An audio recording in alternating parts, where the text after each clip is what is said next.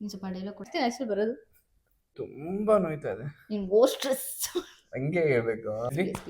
Places ಹೋಗಿ ಮಾಡ್ಸೋ timing ಎಲ್ಲ ಕೇಳಿಸ್ಕೊ, moment ಅಲ್ಲಿ ಇರು. ಸ್ವಲ್ಪ ನೀಟಾಗಿ ನ್ಯಾಚುರಲ್ ಆಕ್ಟಿಂಗ್. ನಾನು ನ್ಯಾಚುರಲ್ ಮಾಡ್ತೀನಿ.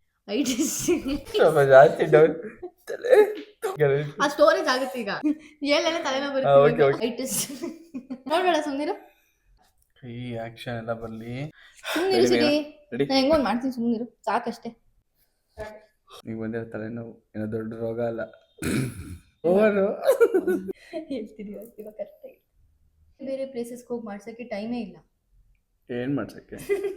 ಸಪ್ರೇಟ್ ಪ್ಲೇಸಸ್ ಹೆಲ್ತ್ ಇಶ್ಯೂಸ್ ಅದು ಒಚ್ತಾ ಇರಬೇಡ, ಸೌಂಡ್ ಬರುತ್ತೆ. ಏನು ತಲೆ ನೋವ್ತಾ ಇದೆ. ನೀನು ಸ್ವಲ್ಪ ಬೇಗ ರಿಯಾಕ್ಟ್ ಮಾಡು.